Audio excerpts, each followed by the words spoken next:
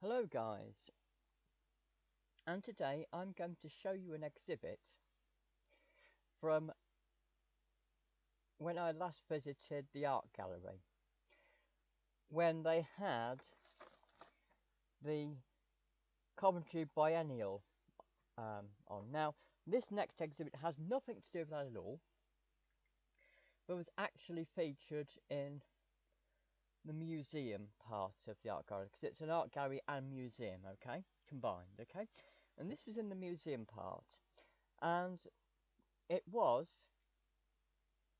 George Eliot's old piano. Now, what's interesting about George Eliot is, first of all, you might ask, who the hell is that? And you might even ask the wrong question and think, who was he?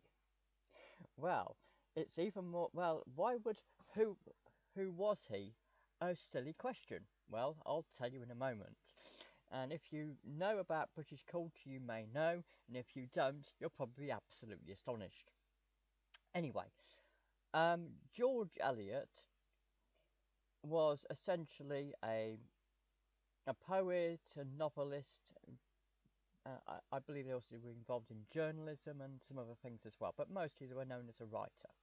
Okay? And they spent some of their early life in Coventry. From 13 to 16, they were educated in Coventry, and then I believe they went away and then came back to Coventry for a while, and then went off to pastures new in London and also travelled abroad. Anyway, they were a famous writer, okay, who just happened to spend some of their life in my city of Coventry. And they probably obtained this piano as part of the City of Culture celebrations, I'm not sure. Anyway, this particular piano, which has nothing to do with what they did as a living, by the way, because they were a writer, they were not known as a musician, to my knowledge. But it showed you the piano that at one stage George Eliot owned. Now, going back to what I said at the beginning, where I said if you thought who was he, it would be a silly question. You'd probably ask why. Is it because they were so famous everybody knows who they were? No. This is the real shocking twist, guys. George Eliot, the writer, was in fact really, are you ready for this? A woman. That's right. She was actually born Mary Ann Evans.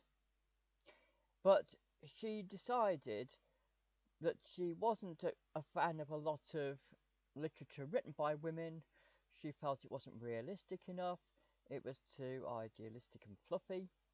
And she wanted to write literature about people being aware that it was written by a woman.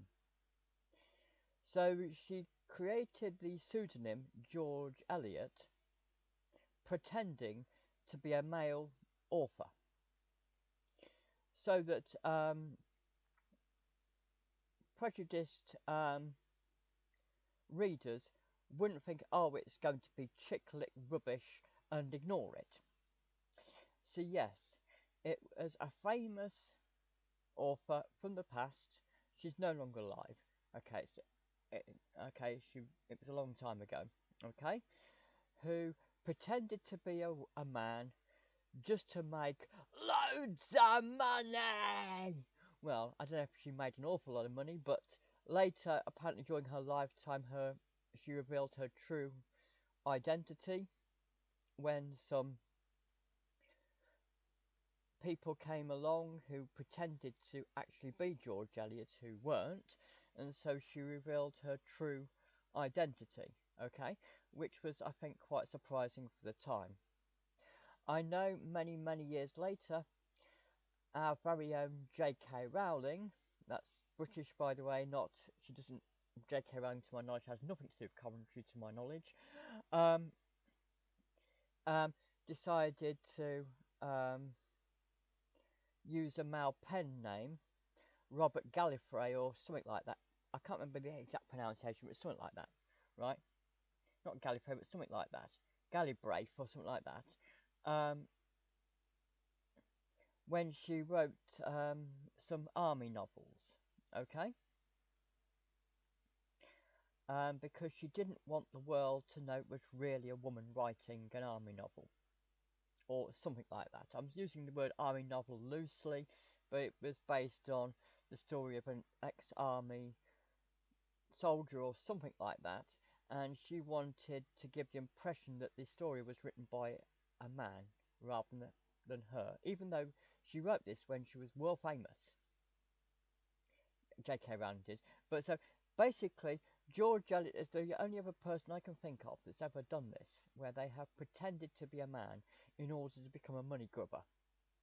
In J.K. Rowling's case, she pretended to be a man because she didn't want people to know it was really her when she was famous.